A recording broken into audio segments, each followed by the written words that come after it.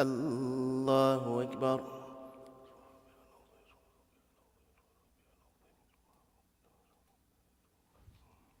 سمع الله لمن حمده.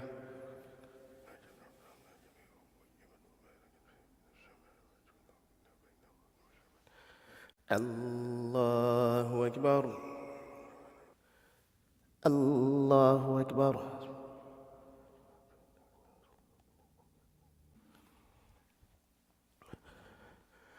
الله أكبر.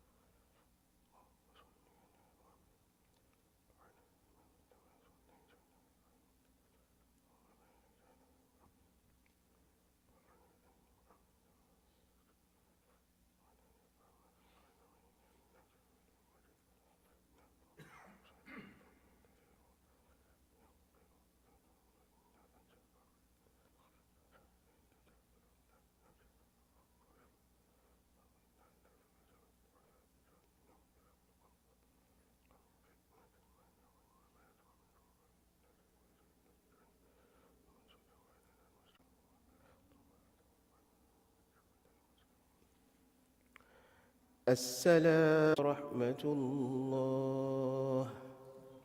أستغفر الله. أستغفر الله. أستغفر الله. أستغفر الله.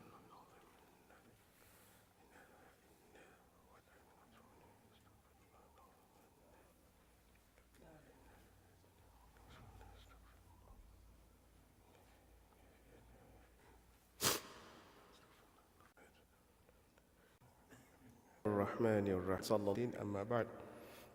Well, dear respected brothers, one of the beauties of the Sharia of Prophet Muhammad sallallahu alaihi wasallam, which Allah chose to make it so, is graduality in prohibition. Allah subhanahu wa ta'ala tested Musa and Bani Israel by legislating a lot of things for them to do at once.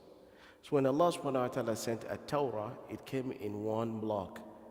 And in it Allah subhanahu wa ta'ala says, وَكَتَبْنَا لَهُ فِي الْأَلْوَاحِ مِنْ كُلِّ شَيْءٍ مَوْعِظَةً وَتَفْصِيلًا لِكُلِّ شَيْءٍ. And then Allah commanded him, خُذُوا مَا آتَيْتُكُمْ بِقُوَّةٍ وَاذْكُرُوا do's and don'ts. But Muhammad sallallahu alaihi wasallam, this is heavy stuff. You just can't take it all at once. So it comes to the issue of al-khamr. Surah Al-Ma'idah, ayah number 90. Allah says, يَا أَيُّهَا الَّذِينَ آمَنُوا إِنَّمَا الْخَمْرُ وَالْمَيْسِرُ وَالْأَنصَابُ وَمَنَافِعُ لِلنَّاسِ وَإِثْمُهُمَا أَكْبَرُ مِنْ نَفْعِهِمَا. Now Allah says there is great sin and harm in khamr and maisir. And Allah still acknowledges there could be some benefits. Stage, everybody quick.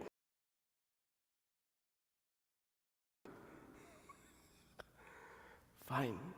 In the end now Allah says, إِنَّمَا الْخَمْرُ وَالْمَيْسِرُ وَالْأَنصَابُ وَالْأَزْلَامُ رِجْزٌ مِّنْ عَمَلِ الشَّيْطَانِ فَاجْتَنِبُوهُ. So al-ijtinaba is the strongest level of prohibition, which means anything that leads to it is also prohibited.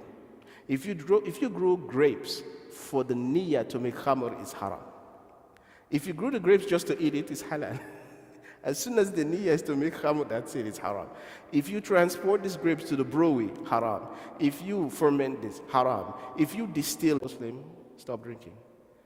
The hikmah of Allah subhanahu wa ta'ala, substance abuse is an addiction. Allah subhanahu wa ta'ala wanted the believers to have all over. People just made it at home. They started selling it. That's what bootlegging comes from, the term bootlegging.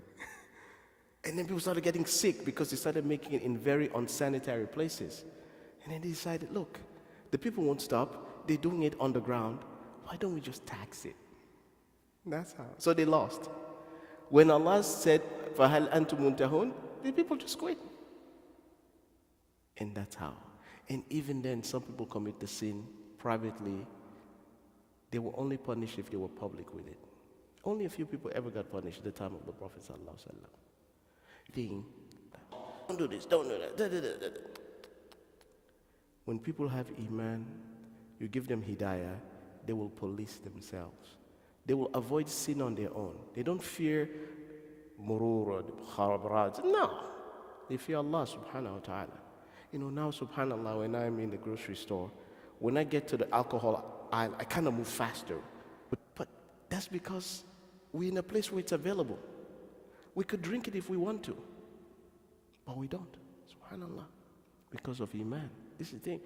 But you know, in Muslim countries, we spend a lot of time preventing people not to go there. If they have iman, they won't go there. They just won't. Those who want to commit sin, they will find a way to commit sin. Honestly, no, you can't stop them. Whoever wants to commit a sin. But it's important to invest in iman. Then people will police themselves.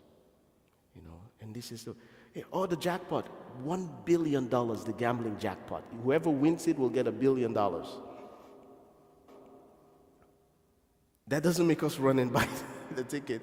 You say to yourself, Wallahi, if I won that, I cannot give that money to Allah subhanahu wa ta'ala. I cannot give it a sadaqah.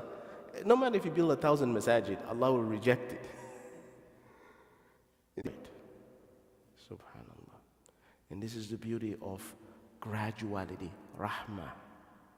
Teach people how to quit. Give them a warning. Tell them it's bad for salah. Subhanallah.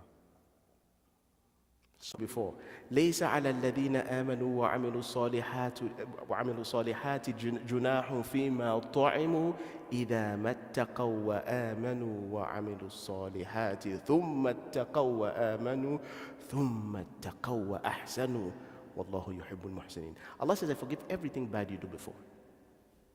If you have iman, you do righteous deeds, you strive for ihsan and taqwa, nothing. Allah says, la haraj, no problem. Look at the rahmah of Allah subhanahu wa ta'ala. Forgive anything.